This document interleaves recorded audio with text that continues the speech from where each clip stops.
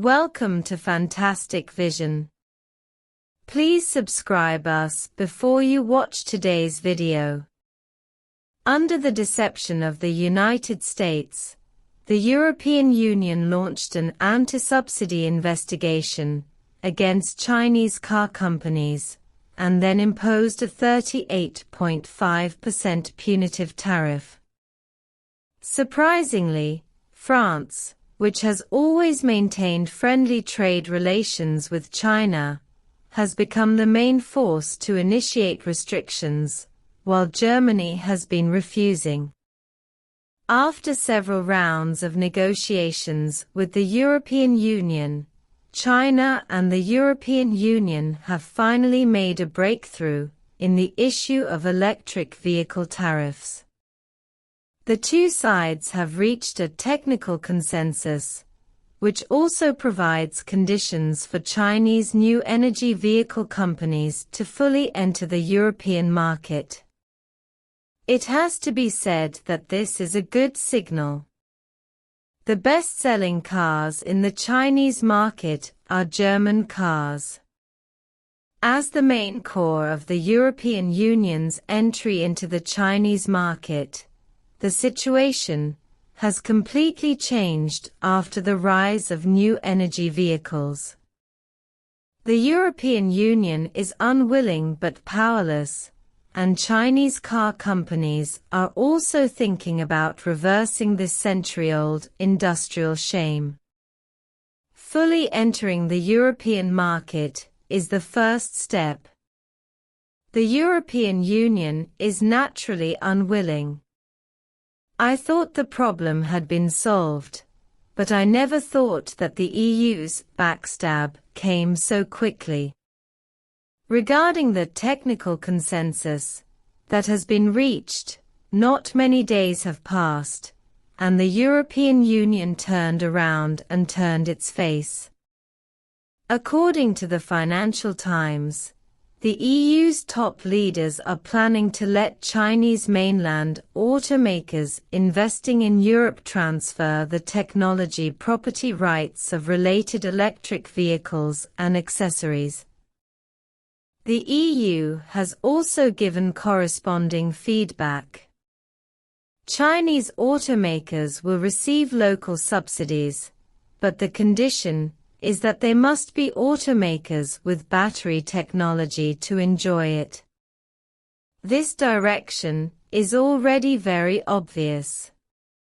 To put it nicely, it is a technical consensus, but in fact it is a unilateral demand, which is even more excessive than the United States. Just wanting to rely on a little bit of subsidies in exchange for China's most advanced battery technology is wishful thinking.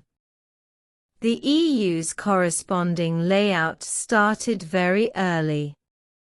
After issuing some product restriction policies, Chinese companies such as CATL and Envision Energy had to bite the bullet and build factories locally in order to circumvent restrictions and radiate the European market. At present, the largest battery company in Europe, Sweden's Nordvolt, is on the verge of bankruptcy. Therefore, if you want to lay out the new energy vehicle industry, you can only rely on Chinese companies. At this point, Chinese companies suddenly realized that the so-called punitive tariffs were just a bait.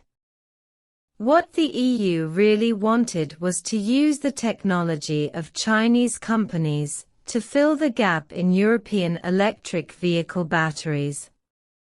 This has completely violated the market openness rules, and China will naturally not compromise. In response to the latest anti-subsidy regulations issued by the EU, my country responded strongly: stop all investments. At present, my country's local automobile manufacturers have been notified to suspend major investments in European countries that support the implementation of additional tariffs. BYD was also specially reminded. BYD also responded quickly. It is considering moving its headquarters in the Netherlands to other countries. The EU seems to only follow the literal meaning. They believe that the so-called technical consensus is to directly obtain China's advanced technology through corresponding subsidies. But playing this kind of word game is outdated after all.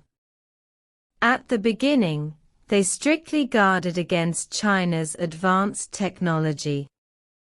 Now China naturally has no need to be polite to them.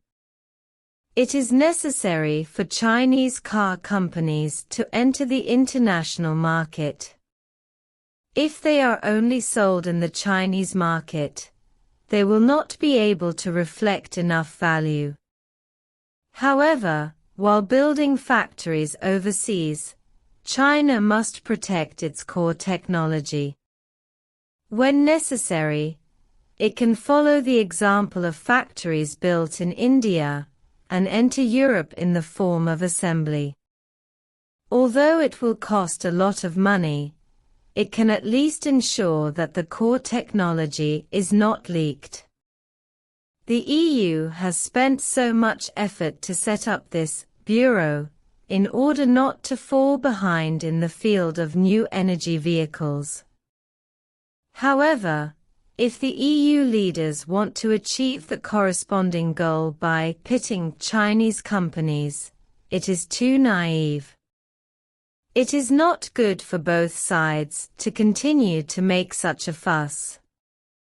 The market can only be played when it is circulated. I believe the United States has deeply realized this. Relatively speaking, Europe needs China's battery technology more. Chinese car companies have taken the initiative. This time China can no longer compromise. After China and the EU reached a technical consensus on electric vehicle tariffs, the EU wanted Chinese car companies to transfer technology property rights. China responded strongly to stop all investment. Chinese car companies need to protect their core technologies, take the initiative, and no longer compromise. What do you think of this?